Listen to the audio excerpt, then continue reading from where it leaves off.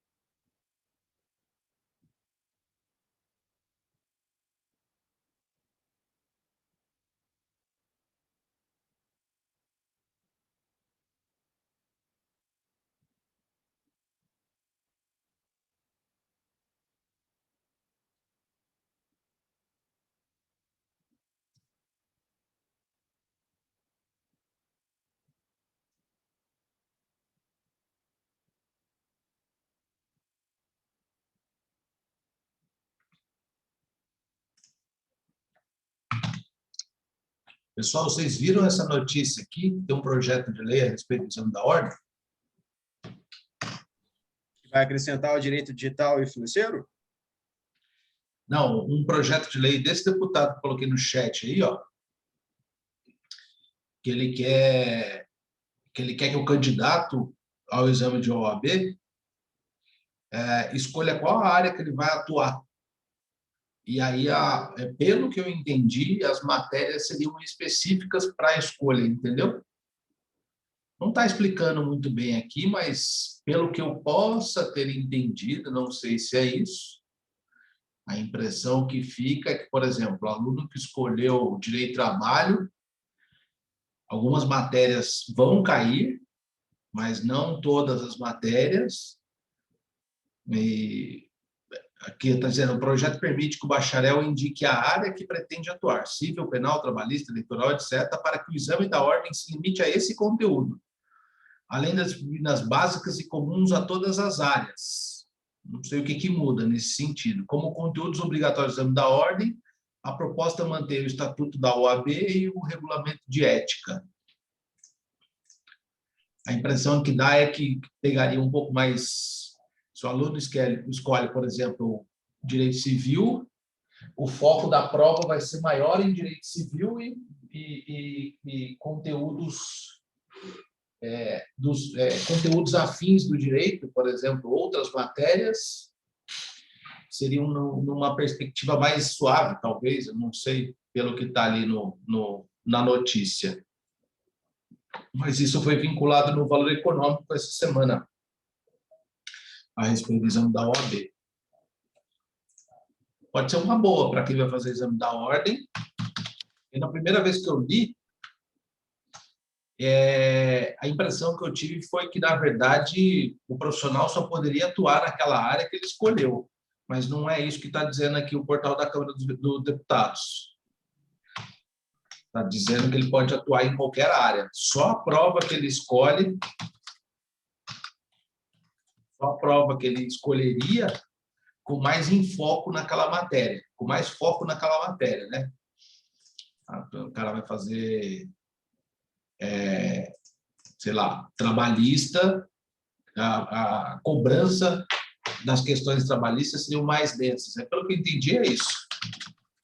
Então, já é assim na segunda fase, né? Só vai generalizar a situação. Já é assim na segunda fase, mas pelo que dá para entender, o O que ficaria mais fácil é que talvez o enfoque na primeira fase seria maior na matéria afim que ele escolhe em advogar, entendeu? Porque diz o deputado ali na justificativa dele no noticiário que é para permitir com que o aluno já comece a se especializar desde o início. Não sei. Do candidato, né? Do profissional já está se especializando desde a escolha do exame da ordem. Mas, enfim. Se for essa a ideia, eu acho legal, professor. Se não restringir a atuação dele como advogado. Acho que nem poderia restringir, né? Seria até inconstitucional, na verdade. Mas a ideia é interessante, porque aí você, para a primeira fase, você foca mais naquela matéria que você tem afinidade, né? Provavelmente vai ter um peso maior no seu ingresso, na sua nota, né? Na primeira fase. Porque realmente para a segunda fase já é assim. Bom, pessoal, vou combinar uma coisa com vocês então hoje aqui. Hoje eu vou falar um pouco sobre embargos de declaração, que seria a próxima peça. Só que eu não vou dar o caso da peça. Vocês vão ter uma folga até semana que vem para fazer peça. E na semana que vem, como o embargos é muito simples, eu vou dar um embargos e um recurso ordinário, se der tempo. Então, para a semana que vem, vocês não têm peça. A gente só vai dar uma aula sobre embargos. Aí é importante porque na semana que vem, eu só leio o caso de embargos, porque vocês já tiveram uma préviazinha sobre embargos. E aí a gente dá o caso dos embargos, que vai ser em cima da contestação que vocês fizeram.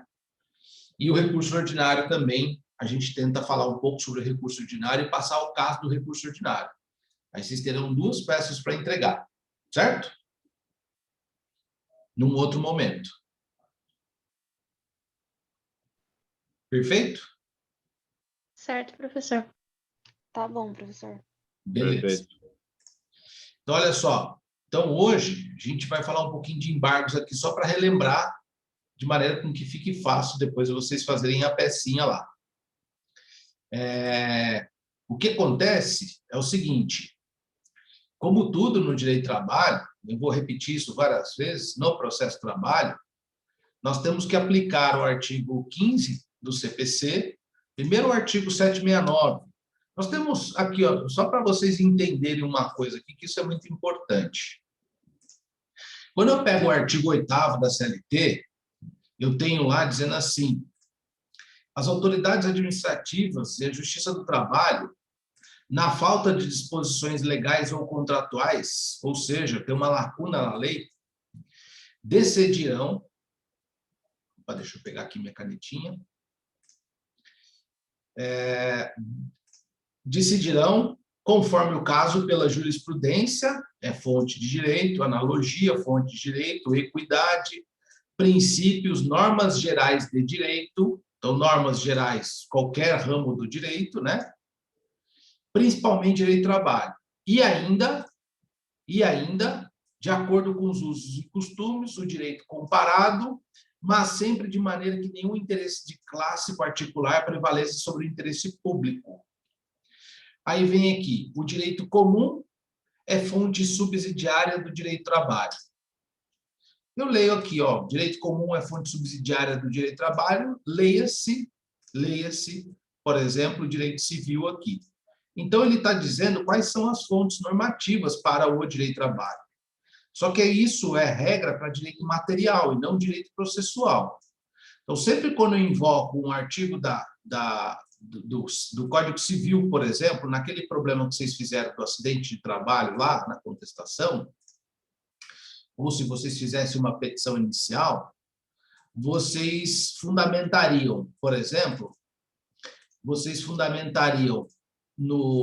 Código Civil e vocês fundamentariam no artigo 8º. Por exemplo, eu vou pedir uma indenização por danos morais. Existe regulamentação sobre responsabilidade civil na CLT? Não existe. Então, a doutrina trabalhista e a jurisprudência, elas puxam o fundamento jurídico ou a norma jurídica do próprio Código Civil. Existe hoje um artigo na CLT que quantifica e traz critérios da indenização por danos morais, que é o artigo 225 ou 223G, salvo engano. Mas são critérios de valoração do dano, de quantificação do dano e de valoração do dano. Mas não trata sobre culpa, sobre responsabilidade civil, sobre nexo causal, sobre ato ilícito, não trata nada disso. Quem trata isso é o artigo 186 do Código Civil. Então, quando a gente faz um pedido na nossa petição inicial, por exemplo, a gente coloca 186 do Código Civil combinado com o artigo 8º da CLT. Por que o artigo 8º? Porque o artigo 8º me diz que o direito material ou um direito comum será fonte subsidiária ao direito do trabalho. Ou seja, quando a legislação trabalhista é lacunosa no que tange ao direito material, eu posso buscar ao direito comum. Então, o artigo 8º. O artigo 769 da CLT, vou pegar aqui. O artigo 769 da CLT, deixa eu ver se eu consigo pegar aqui fácil.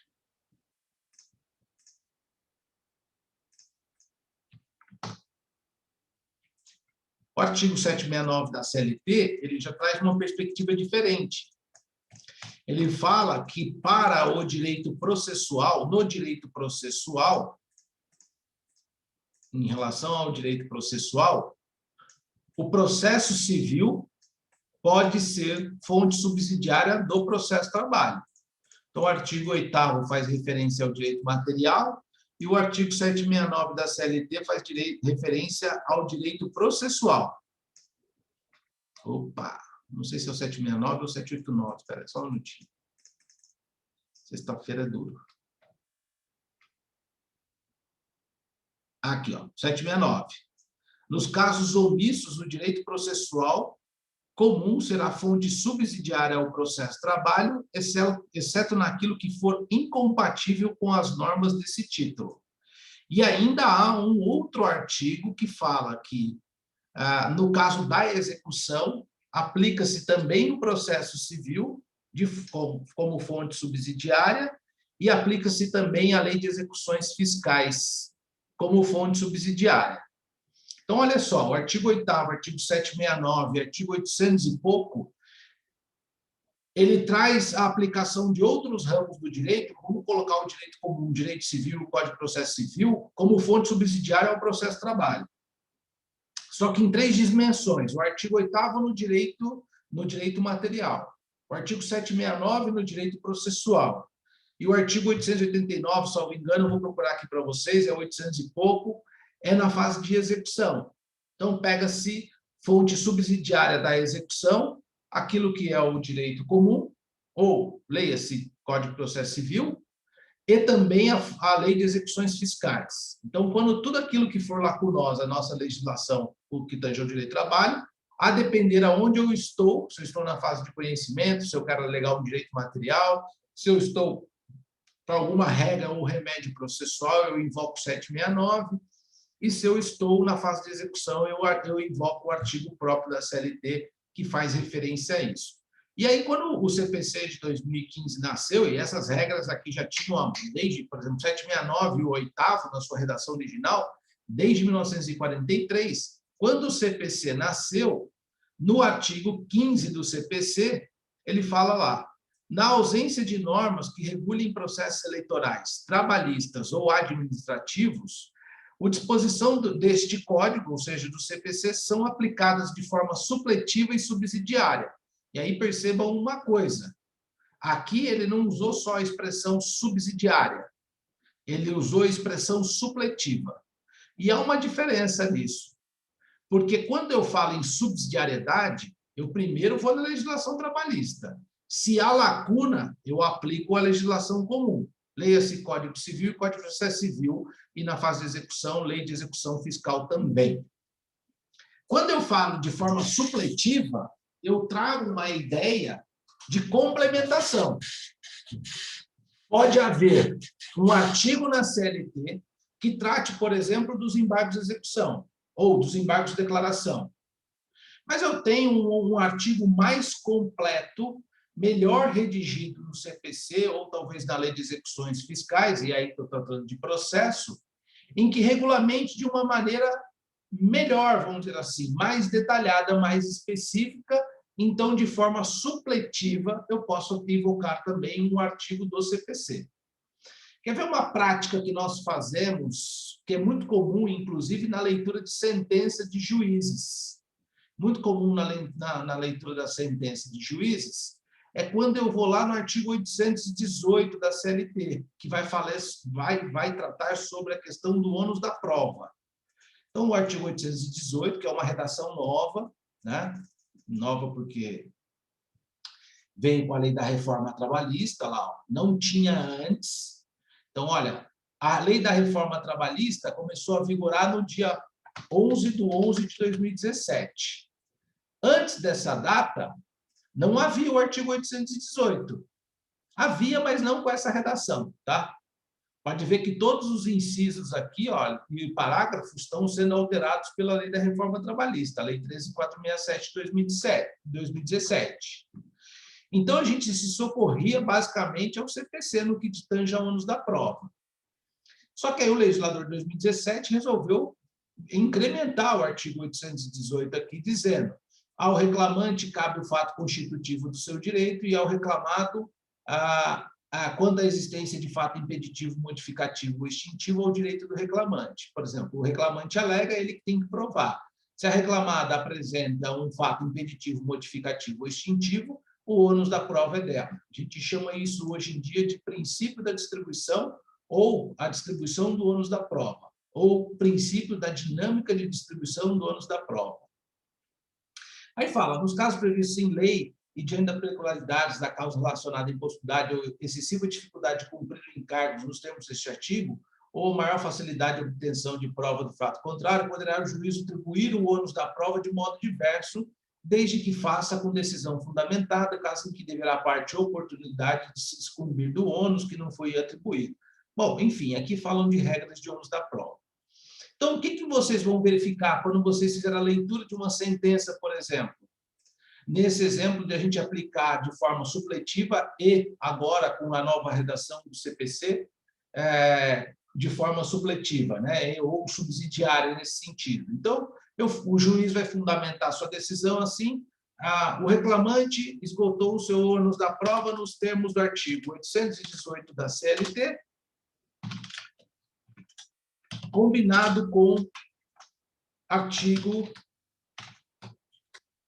373 do CPC. Aí tem um inciso próprio lá, salvo engano, inciso 1. A gente vai ver agora aqui.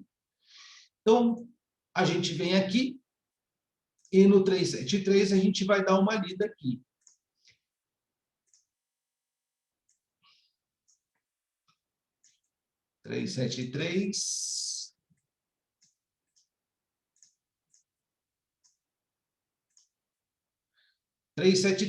O ônus da prova incumbe ao autor quando o fato constitutivo de seu direito, ou ao réu quando a existência de fato impeditivo, modificativo ou extintivo do autor.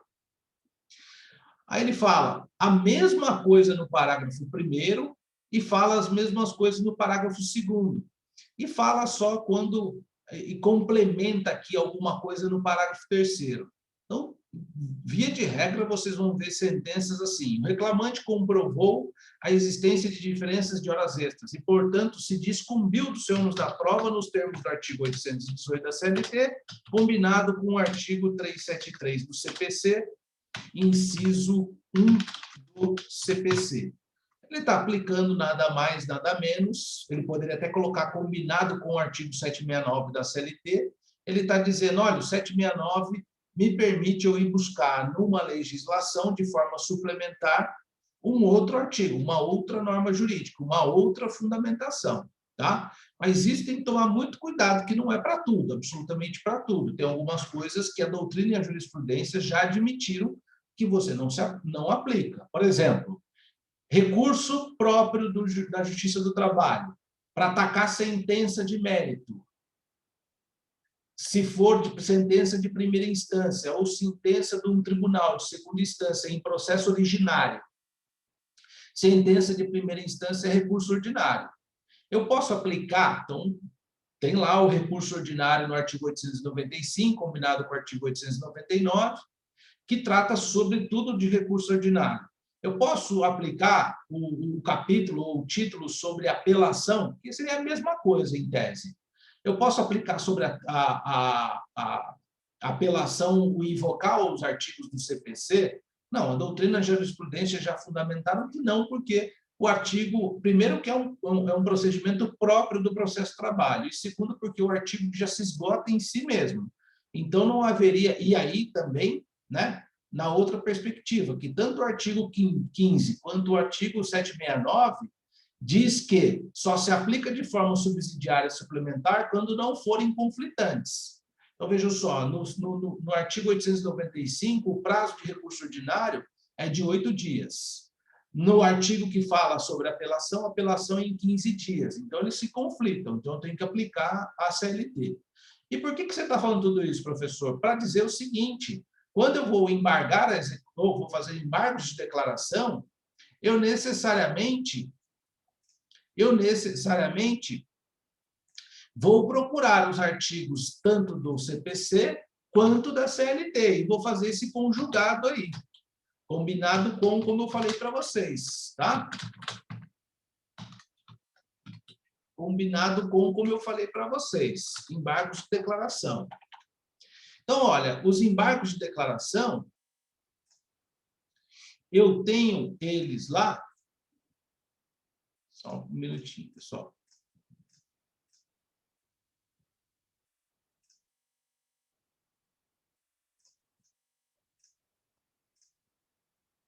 No artigo 1022 do Código de Processo Civil. E na CLT, eu vou ter o embargos, que também são de 5 dias, embargos de declaração, no artigo 897-A da CLT. Então, vejam só, e eu vou aplicar de forma conjugada, ou de forma supletiva, ou de forma suplementar. Então, fala, caberá embargos de declaração da sentença ou acordo no prazo de 5 dias. Então, a primeira coisa é o prazo. Todas as peças que forem processuais, que vocês fizerem no laboratório, entre o endereçamento e a qualificação civil, vocês vão colocar o prazo para mim. Então, se o case for um caso de embargos, você vai colocar assim, prazo de embargo, 5 dias, entre a qualificação e o endereçamento. Vocês sabem para que serve esse espaço entre a qualificação e o endereçamento? Por que criou-se essa forma na petição? Ou na contestação, ou no recurso? O espaço entre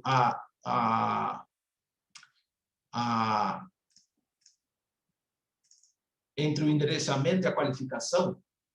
Alguém se arrisca? É um motivo bom. Assinatura? Espaço para assinatura?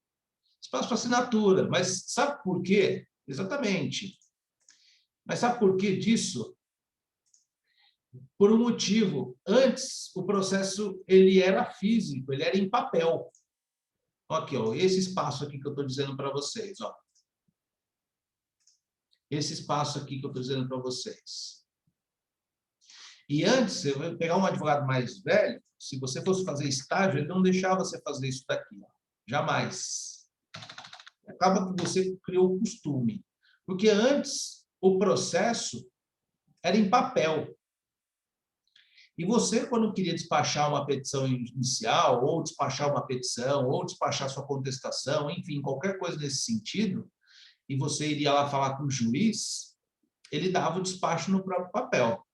Ele lia a sua petição e dizia, venha-se o auto concluso para a deliberação do pedido, ou ele falar, defiro o pedido do autor, cumpra-se o cartório, intime-se a parte contrária, sei lá. Ele escrevia algum texto, então ele não teria espaço para escrever o texto. Por isso que criou-se esse espaço entre o endereçamento e a qualificação, justamente por isso. Deixar um espaço para o juiz escrever.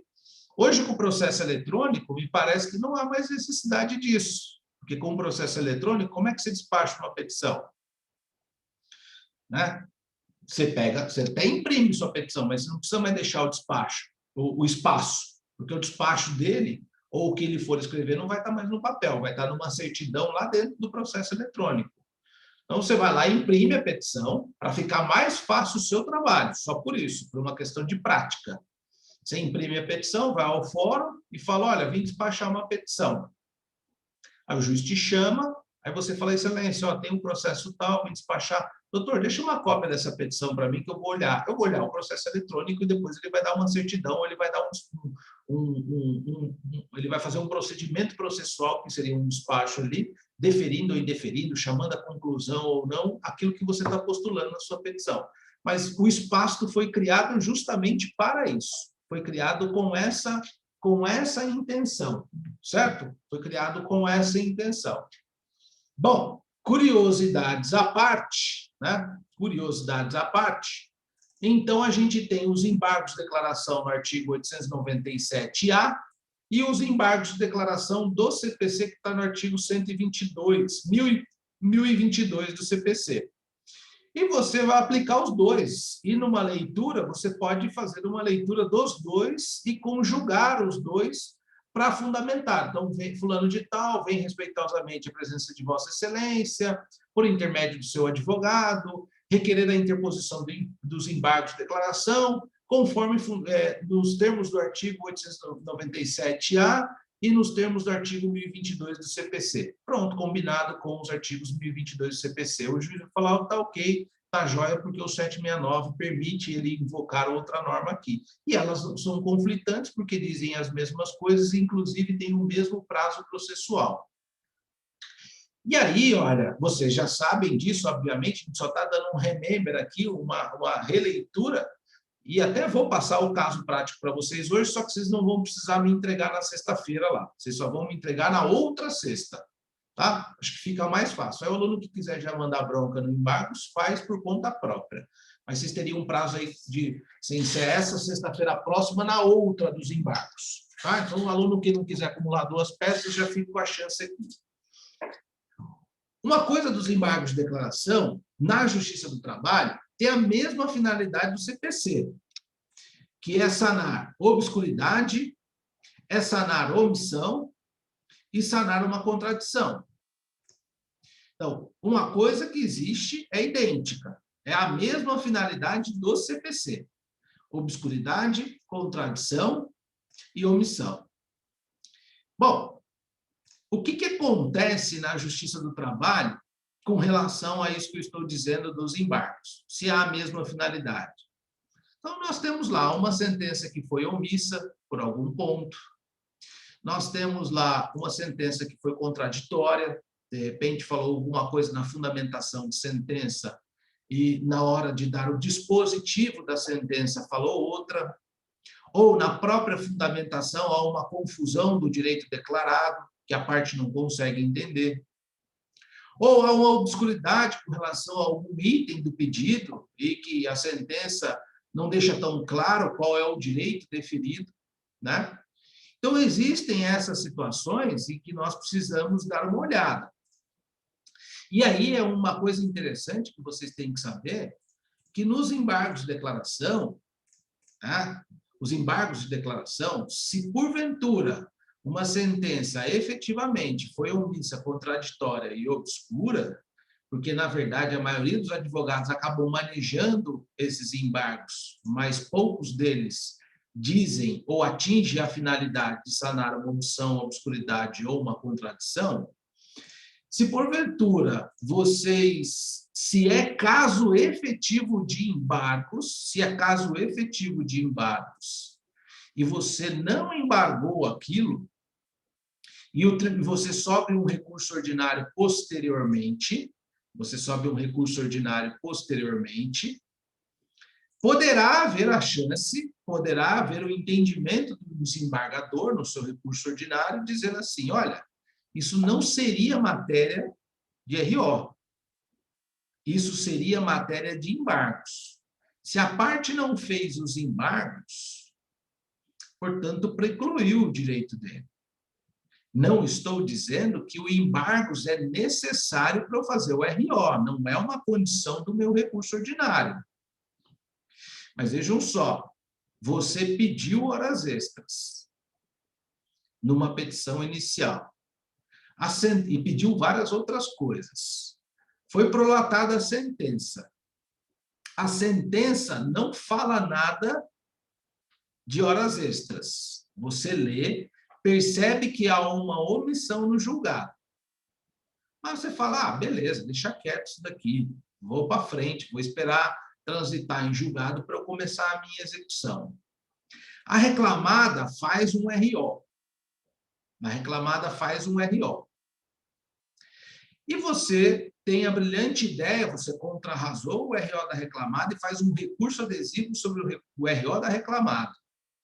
Alegando as horas extras, você tem a grande chance de chegar no TRT e o desembargador falar assim, olha, a sentença foi omissa.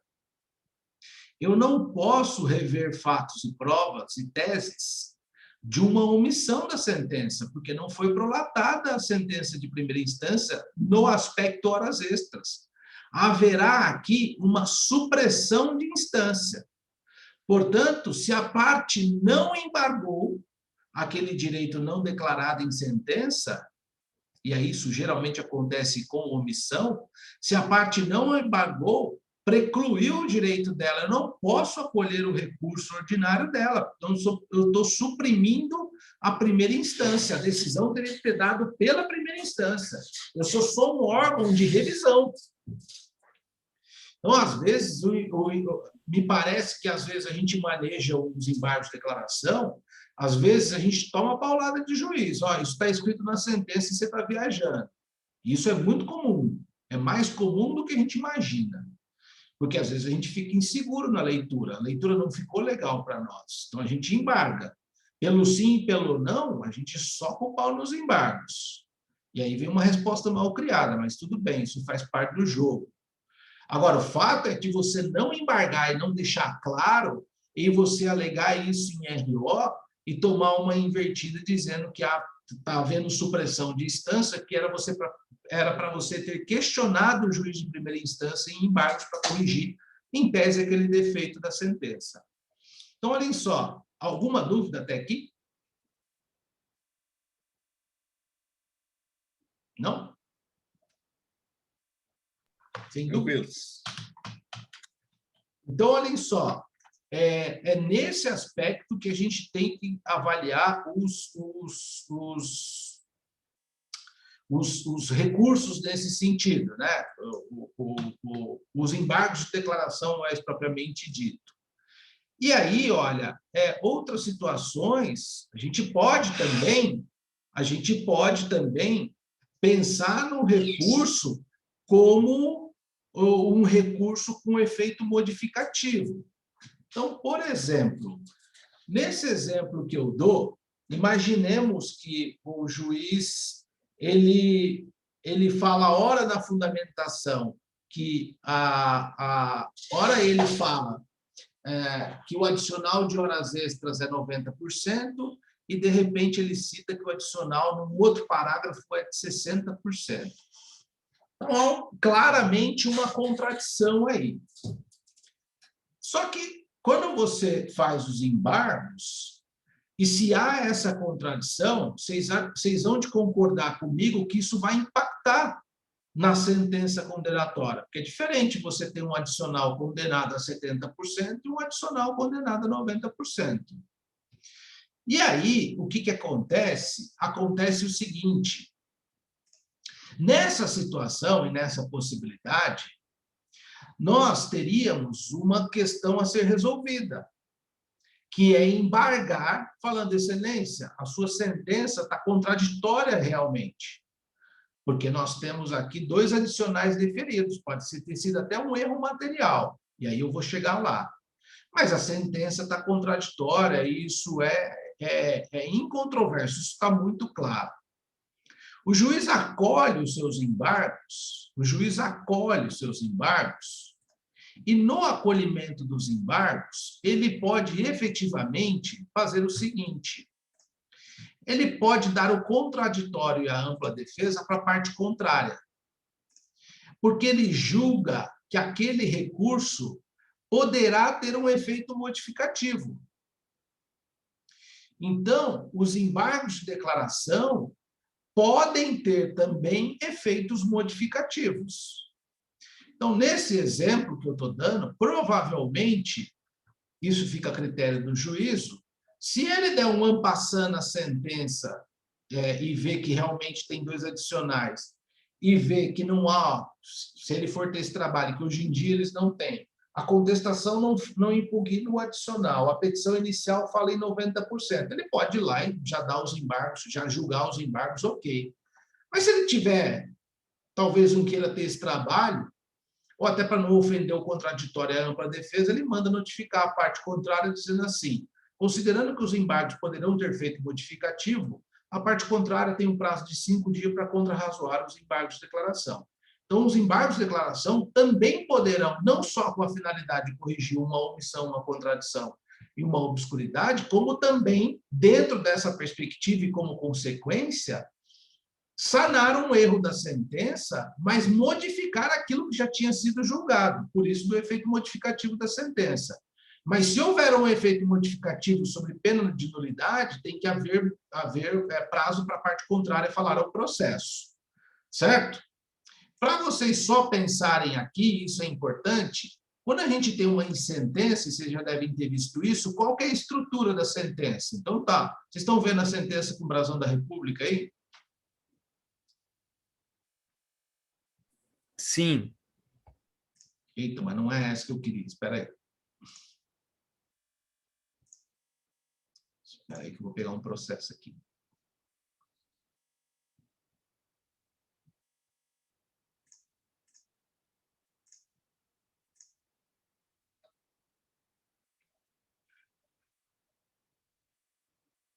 Só um minutinho, vou pegar um nome aqui, que eu não vou me lembrar agora.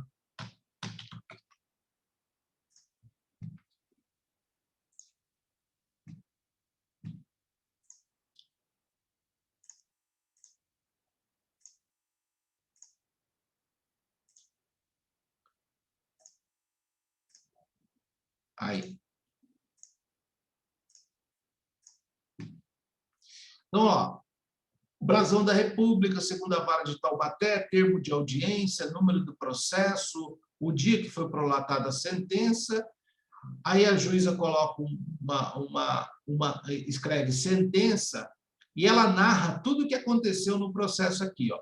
Reclamante ajuizou a ação, formulou os pedidos, o juiz concedeu o prazo de contestação, a reclamada recolheu honorários prévios, houve perícia, que aqui tinha uma insalubridade e periculosidade. Fala tudo o que aconteceu no processo, até razões finais. Por que das razões finais? Porque aqui, ó, já foi encerrada a instrução processual. Deu as razões finais, qual é o próximo passo pós razões finais? É a própria sentença, por isso que termina aqui. Então, encerrou a instrução processual, concedeu as razões finais para as partes, né? E aqui acabou o que a gente chama o resumo da sentença. Aqui é a parte do resumo da sentença. Narra todos os procedimentos e todos os passos que deram no processo.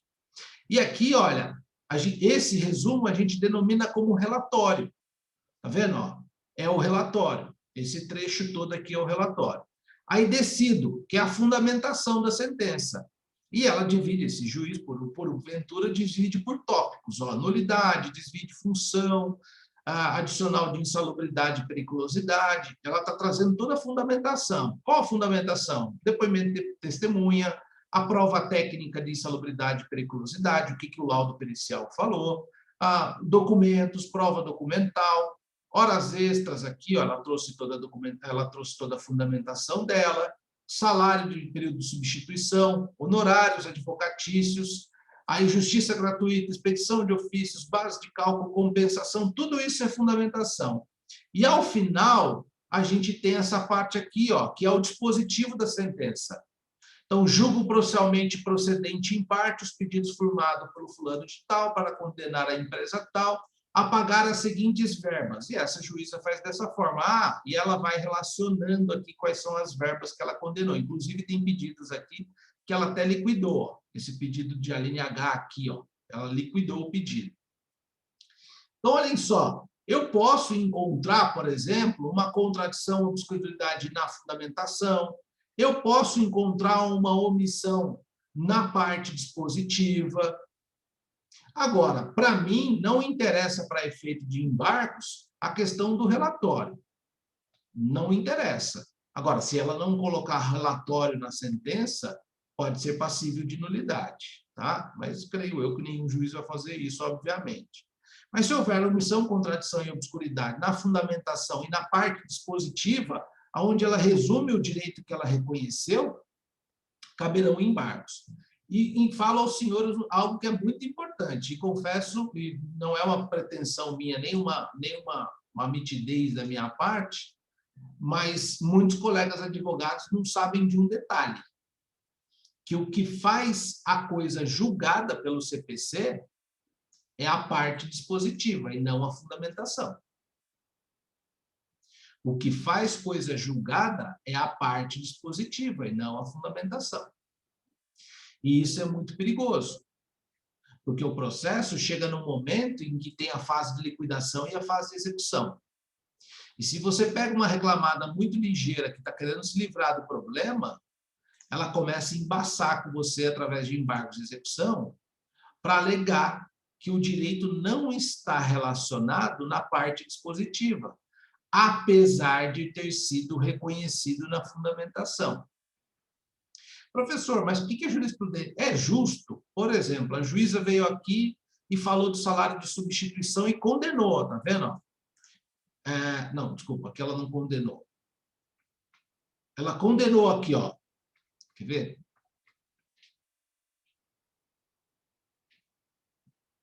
Aqui, ó. Ela condenou em adicional de insalubridade e o adicional de periculosidade. Ela deu no tópico de adicional de periculosidade e insalubridade em fundamentação de sentença, mas ela já deu o direito aqui. E lá embaixo, ela repetiu isso daqui. Mas vamos dizer na linha C e na linha D. Mas vamos dizer que ela não tivesse repetido isso na parte dispositiva. Se eu pego uma pessoa extremamente processualista, um juiz processualista, uma reclamada processualista, ela vai falar assim: o que faz a coisa julgada é o direito declarado na parte dispositiva. Portanto, se não está na parte dispositiva, não foi reconhecido o direito desse autor. Aí você falou para o seu cliente que você ganhou insalubridade e periculosidade, chega na hora de calcular, a reclamada apresenta um cálculo sem esses valores. E você impugna o cálculo e fala, não, mas está na sentença.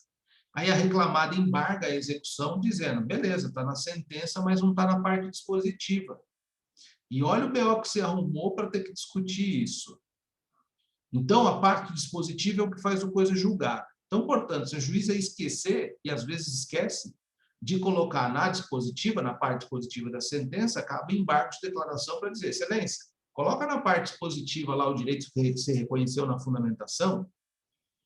Agora, como essa juíza fez, que ela declarou, ela fundamentou e ela disse assim, portanto, lá na fundamentação, que é que nem a minha petição inicial, ela fundamenta e fala, portanto, reconheço o direito do insalubridade, lá na fundamentação. Eu entendo que ela não precisaria nem repetir isso na parte positiva, pelo princípio da simplicidade. Porque se eu, na petição, posso fazer dessa forma, ela também pode fazer na sentença. Mas a gente não sabe qual a parte contrária que a gente está lidando. Tem que tomar cuidado com isso para você não perder muito tempo no seu processo se o seu cliente ficar te cobrando porque você deixou de fazer os embargos. Então, pessoal, é importante observar, saber quais são a estrutura de uma sentença. A finalidade dos embargos não são difíceis, é contradição, obscuridade e omissão. A finalidade não é difícil. É importante saber que tem súmula reconhecendo que os embargos de declaração poderão ter efeito modificativo e, quando tiverem efeito modificativo, isso é critério do juiz, ele deve intimar a parte contrária para poder contrarrazoar os embargos. E é importante dizer que é o seguinte, os embargos é uma peça processual importante, porque caso haja efetivamente uma omissão, uma contradição e uma obscuridade, e você não faça os embargos e faça direto recurso, pode dar supressão de instância e seu recurso não será reconhecido. Portanto, você perdeu o direito, acabou, já era. Então, a importância dos embargos são essas. O que acontece muito na prática é que a maioria dos embargos não são acolhidos. porque o juiz fala, não tem obscuridade, não tem omissão e não tem contradição. Porque, às vezes, a leitura para o advogado está muito difícil. Não é difícil nesse sentido. Está um pouco confusa. E você, com a preocupação, quando você começa a conhecer processo, quando você começa a lidar e sabe de todas as entranhas que tem um processo, você quer que as coisas fiquem mais claras do que a água. Então, às vezes, você tem uma necessidade pessoal de embargar. Mas, às vezes, vem o juiz e fala, isso já está dito, no tal parágrafo, na seguinte forma. Aí você fala, puta, é verdade, está dito. Mas, pelo menos, ele já reiterou aquilo que você colocou. Se você tinha alguma dúvida do direito declarado, você fez ele confirmar que aquilo já está dito, na sua interpretação. Porque pode ser a interpretação da mesma parte. Isso pode impactar ainda mais no direito do trabalho. Porque todo direito reconhecido no direito do trabalho, numa sentença condenatória, se transforma em números. E numa perspectiva muito diferente da justiça comum. Numa perspectiva muito diferente da justiça comum. Porque, por exemplo, se eu estou numa separação de bens, lá, uma separação de casais, que vai discutir bens e guarda, talvez o único número que apareça, tudo bem, vai dividir a casa 50%, vai ter algum número. Talvez, se tiver filhos menores, qual o montante da pensão? Agora, tudo numa sentença condenatória trabalhista tem que se transformar em número, por isso que a fase de liquidação é muito importante. E por isso da sentença estar bem redigida é muito importante. Porque você vai calcular ali horas extras, é cálculo aritmético, você vai calcular a diferença salarial, é cálculo. Então, você vai calcular uma série de coisas, é um cálculo denso, tanto é que a maioria dos advogados não fazem os cálculos, contratam pessoas especialistas em cálculo trabalhista na liquidação de sentença. Hoje em dia, para o Fórum Trabalhista de Taubaté dar conta de tanta liquidação, ele já nem abre mais parte para as partes apresentarem seus cálculos, já manda para o perito calculista. Existe um perito conveniado às varas que já faz o cálculo, de tão complexo que é. E é importante você embargar, justamente se você tiver a menor dúvida, você embarga. Mesmo você correndo o risco até do juiz te dar uma litigância de má fé de procrastinação. Porque, de repente, aquilo vai impactar de uma certa forma no seu cálculo, que vai diminuir o direito. A maneira com que é escrito a sentença pode diminuir o seu direito do seu cliente. Professor, eu tenho uma dúvida. Pode falar. Se eu constato ali obscuridade, contrariedade, né, ou omissão, e tenho ali a responsabilidade de embargar, mas ao mesmo tempo eu também tenho ali uma insatisfação com o que foi sentenciado. Aí como que eu devo proceder? O que eu faço daí nesse caso? Ah, legal. Eu tinha esquecido de falar isso. Foi importante a sua pergunta. É o seguinte, importantíssimo, estava esquecendo de falar isso. Os embargos de declaração, ele interrompe o prazo do recurso ordinário para todas as partes. E aí eu respondo a sua pergunta. Na hora que você tem essa dúvida e você quer recorrer de outros pedidos, agora você sabe que você ingressando com os embargos, ele interrompeu o seu prazo de recurso ordinário. Aí, beleza. Aí você tem lá uma questãozinha que ficou obscura, como foi a sua pergunta. Você embarga daquela questão e espera a sentença de embargo ser prolatada. A sentença de embargos foi prolatada, rejeitou lá, falou que não tinha obscuridade, não interessa, ou tinha obscuridade ou não tinha. Daquele momento que você foi citado ou notificado da sentença de embargos, voltou o seu prazo de recurso ordinário. Dá a chave, então. Certo? Certo. Existe um prazo para ser julgado os embargos? Não. Não existe. Não existe. E às vezes demora pra caramba. Entendo. Tá? É porque, de repente, se sai uma sentença ali que é o que eu esperava, e a parte contrária embarga, putz, vai atrasar mais ainda o processo. Exatamente, Luiz. Perfeita colocação. É isso mesmo. É isso mesmo. Exatamente isso. Por exemplo, a sentença está satisfatória para você, está lindo para você. Aí tem 5 dias de embargo de declaração. Você fica contando o prazo para transitar em julgado, você começar a fase de liquidação. Aí vem embargos de declaração, aí você desanima realmente. Aí você fala, puta, vai vir os embargos, vai demorar para dar sentença, e com certeza a reclamada, aí, quando vem os embargos, você já sabe que ela, talvez, muito provavelmente, ela vai fazer RO, que aí vai voltar o prazo dela. E às vezes, Vinícius, é muito importante a sua observação, porque a empresa utiliza-se dos embargos para ganhar tempo. E aí, se o juiz percebe isso, ele pode aplicar multa por litigância de má-fé. Por prolação, poxa, me fugiu a palavra, procrastinação do feito. Isso está no CPC. Então, mas assim, professor, se vamos supor que o juiz, ele na fundamentação, ele dá o direito e ali depois no dispositivo ele não fala nada, e a empresa embarga, aí pode alegar essa má-fé dela, né? Exatamente, perfeito. Exatamente. Exatamente. Perfeita colocação. É muito difícil, é muito raro você ver juiz aplicando multa por procrastinação, litigância de má-fé por procrastinação, para reclamante. Porque parte da premissa que o reclamante quer receber logo. Tá? Então, assim, quando você for contratado por uma empresa, sair sentença, o cara fala, eu quero ganhar prazo, quero ganhar tempo, dá uma enrolada, primeira coisa, postura do advogado é dizer o seguinte, ó, não tem muito o que eu fazer. E vocês vão perceber o porquê. Vou até entrar nesse detalhe que complementa a aula da semana que vem. Vai falar, ó, é o seguinte, posso até fazer, mas pode ter uma litigância de má-fé e uma multa de 10% sobre o valor da condenação. Ah, mas eu quero fazer. Então, beleza, documenta isso e toca o pau. Depois aumentou a condenação, o cara joga nas suas costas ainda, porque você embargou. E às vezes o cliente, ele sempre está do lado da gente, quando está dando tudo certo. Deu um negócio de errado, acabou. Aí o cara ficou de bico virado para você. É assim que funciona, infelizmente. E isso é importante, sabe por quê? Porque vocês sabem, ou se não saibam, vão ficar sabendo. Para o cara recorrer de recurso ordinário na Justiça do Trabalho, tem que fazer o tal do depósito recursal, né? Não sei se vocês viram isso na aula de processo.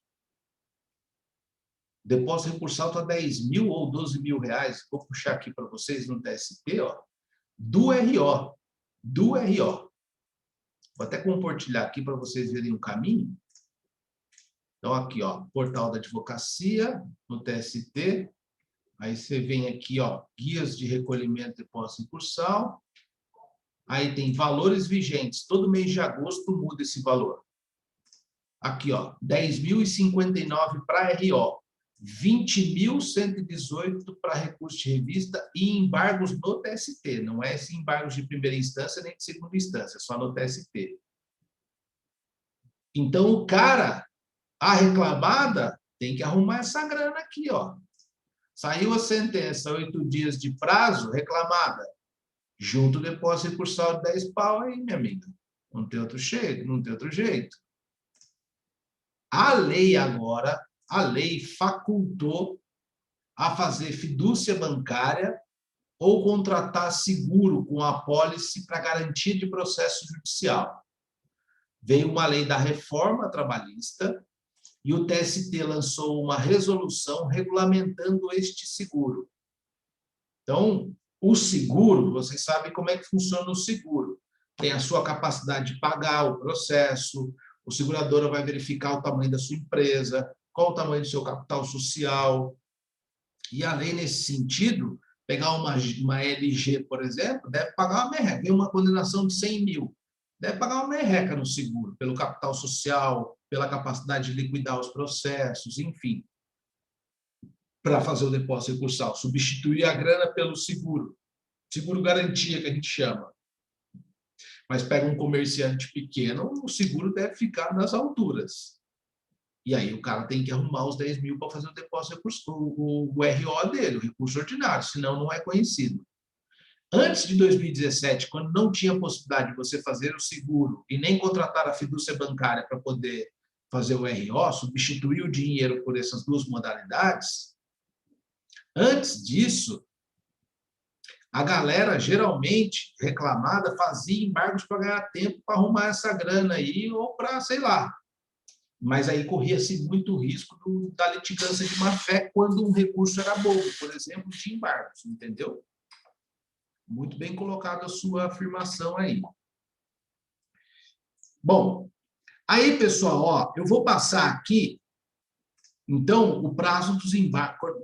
Interposto o embargo, é lógico que ele tem que ser tempestivo, né? Imaginemos que aí da pergunta do Vinícius, tem um camarada lá que entra com os embargos, só que entra intempestivamente, fora do prazo, no 6º dia. O juiz vai conhecer dos embargos dele? Não. Não vai conhecer. Suspendeu o prazo do RO? Não. Não, não suspendeu. Uma coisa é conhecer dos embargos e, no mérito, não o prover. Não provejo os embargos por ausência de omissão. Não provejo os embargos, recebo, acolho os embargos porque tempestivos, mas não o provejo por ausência de omissão, por ausência de contradição e uma série de coisas. Agora, outra coisa, assim, não conheço dos embargos por ser intempestivo. Se ele não conheceu dos embargos, tchau, pardal. Você não tem suspensão de prazo de 8 dias para poder fazer seu recurso ordinário. Tomar muito cuidado com isso. Tá? Tomar muito cuidado com isso, efetivamente. Pessoal, é o seguinte, olha, a peça dos embargos... Opa, não é essa daqui, não. A peça dos embargos é uma peça relacionada à peça 2 da contestação que vocês fizeram. Então, a gente vai ter que necessariamente dar uma olhadinha na peça 2, lá no case 2, no que vocês contestaram. Porque eu coloquei aqui, eu coloquei até os mesmos nomes e o mesmo número do processo fictício e a mesma vara. Primeira dica, o juiz da primeira vara do trabalho de Taubaté, no processo tal, julgou a ação parcialmente procedente, pois deferiu alguns pedidos iniciais, dentre eles horas extras. Bom, exame de ordem, estou lá fazendo a minha provinha. Tem juiz, tem número de processo. Pode ser petição inicial? Não. Pode ser ação de consignação e pagamento? Não. Não tem, já tem número de processo? Aliás, o juiz já deve ter uma sentença. Quais são os recursos? Embargos. Quer ver? Ó? Vou colocar com sigla aqui, porque a gente vai ver. Embargos, RO, RR, recurso de revista, agravo de instrumento no RR, embargos para SDI1. Basicamente é isso que eu tenho neste trabalho. Então, se tem processo ajuizado, se tem sentença prolatada, eu só posso estar nessa hipótese aqui, ó. Eu só posso estar dentro daqui. Agora, vamos filtrar isso um pouquinho mais. A sentença é de primeira instância. A sentença é de primeira instância. Vocês já devem ter visto isso em processo. Se a sentença é de primeira instância, cabe recurso de revista para o TST? Você vai mandar um processo direto de Taubaté para o TST? Não cabe. Cabe agravo de instrumento no recurso de revista? Não cabe. Cabe embargo de declaração para a sessão de dissídios individuais do TST? Não cabe. Só cabe RO e EB. Bom, beleza. Estou no exame da ordem e fiquei com dúvida com relação a isso daqui. Então, vou continuar lendo. No entanto, na condenação em horas extras, em fundamentação de sentença, não tratou de delimitar o tempo de condenação das horas frente à legislação 13.467 de 2017, já que anteriormente a isso consignou-se aplicar a súmula 85, no que tange ao acordo tácito de compensação de horas, e condenar o adicional de horas extras para aquelas horas trabalhadas além da oitava. Então, olha só. Outra situação, outra dica. Eu vou até apagar aqui o que eu escrevi, ó. Outra dica. Ó, não tratou de delimitar o tempo de condenação de horas extras. Eu posso considerar isso como uma omissão ou uma obscuridade. Aí eu mataria aqui. E aqui, o que eu estou dizendo? Com relação àquele problema que nós fizemos da contestação, o José tinha pedido uma condenação em horas extras contra a Galgo. E eu pedi para vocês lerem o artigo 59A e o 59B, salvo engano, e o 59. E eu disse para vocês que lá naquele contestação existiam 2 momentos. Um momento anterior a 11/11/2017, que é a data de vigência da reforma trabalhista, e um momento posterior a essa data. O que eu estou dizendo neste parágrafo? Como fundamento dizendo que a sentença não delimitou o tempo de condenação de horas extras. Eu estou dizendo, e aqui embaixo eu trago até outra informação, eu estou dizendo que a juíza não disse se vai aplicar para todo o período a 13.467/2017, portanto, a nova redação desses artigos, ou se ela aplicou a súmula para o período todo. Se ela aplicou a súmula para o período todo, ela aplicou de forma errada frente à lei. A súmula vai até o dia 10/11/2017. Entenderam ou não? Lá na contestação, vocês tinham que fazer 2 momentos de contestação. Um anterior à reforma trabalhista, que é a aplicação da súmula, e posterior à reforma trabalhista, porque o José trabalhou muitos anos na Galgo, e posterior à reforma trabalhista, teria que ser a aplicação dos artigos 59, 59A e 59B. Aqui, pela leitura, está dizendo que ela condenou em horas extras, mas não falou qual o período.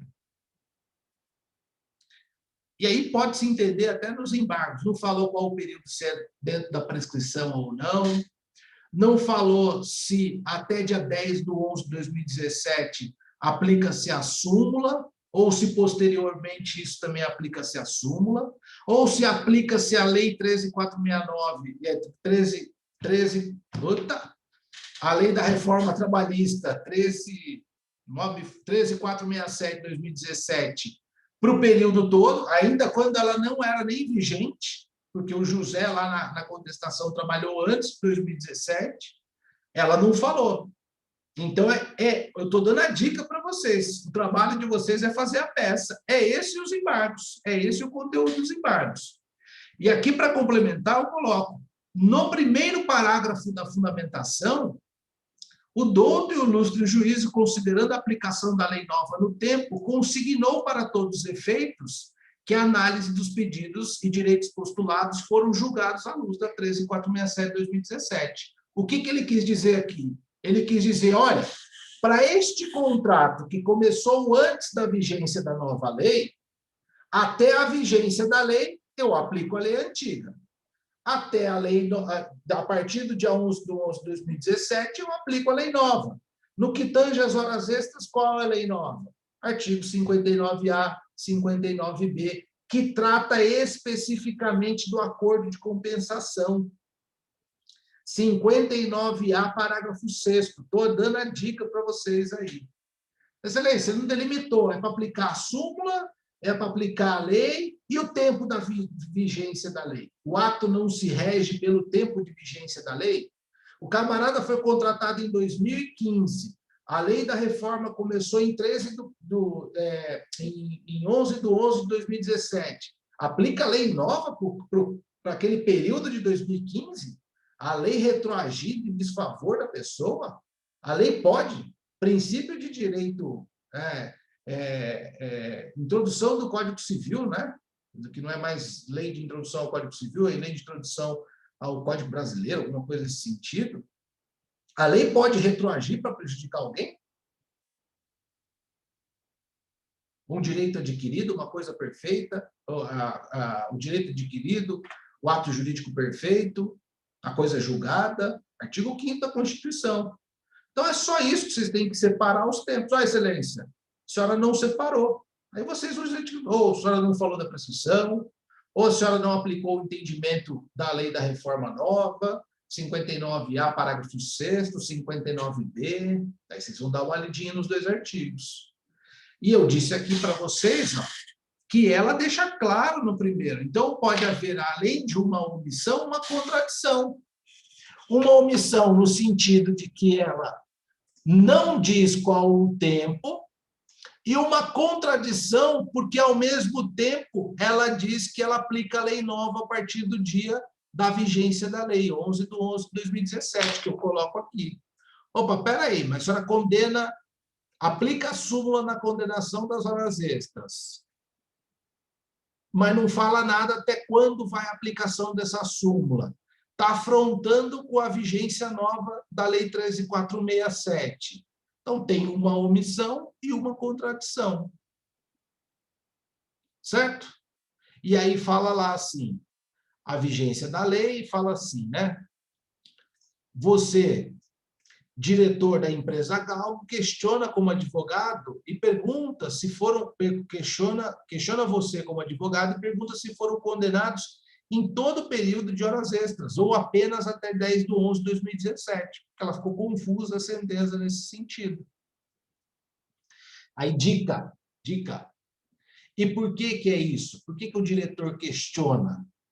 Porque na contestação, no caso de José, a contestação deveria ter vindo assim.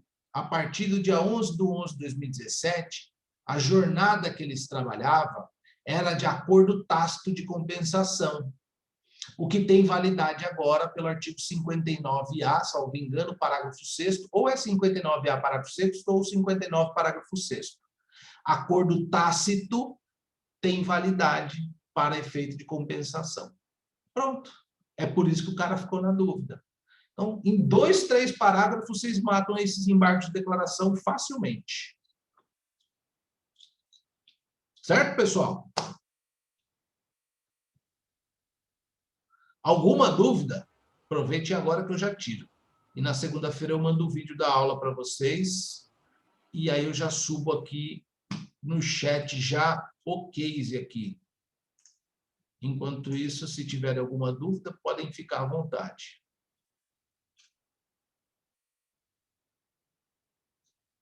Só vou pegar a pecinha.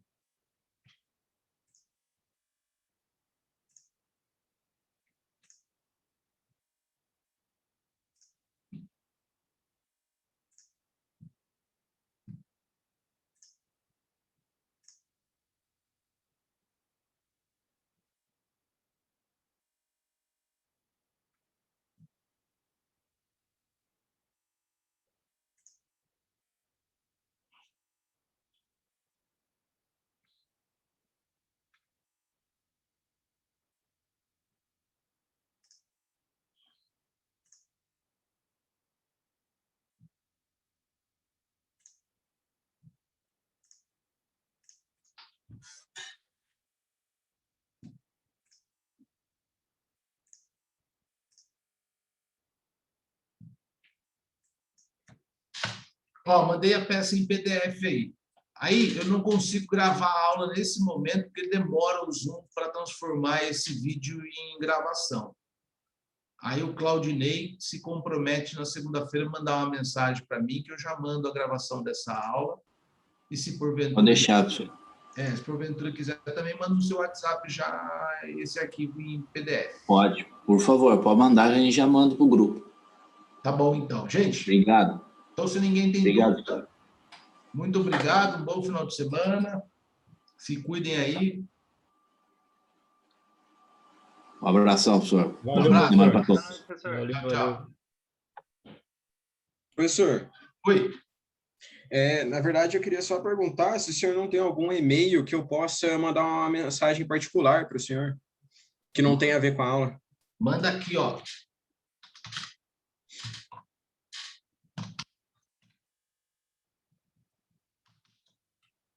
Tá aí no chat.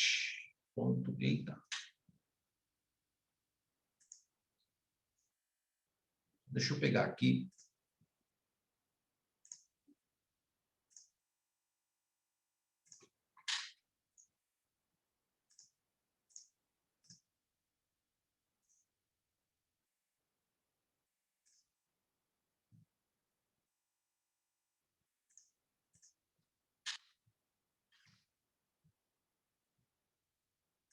Ó, tá aí, Ah, Vinícius. legal. Obrigado. Abraço, fiquem com Deus aí. Abraço, tchau, tchau.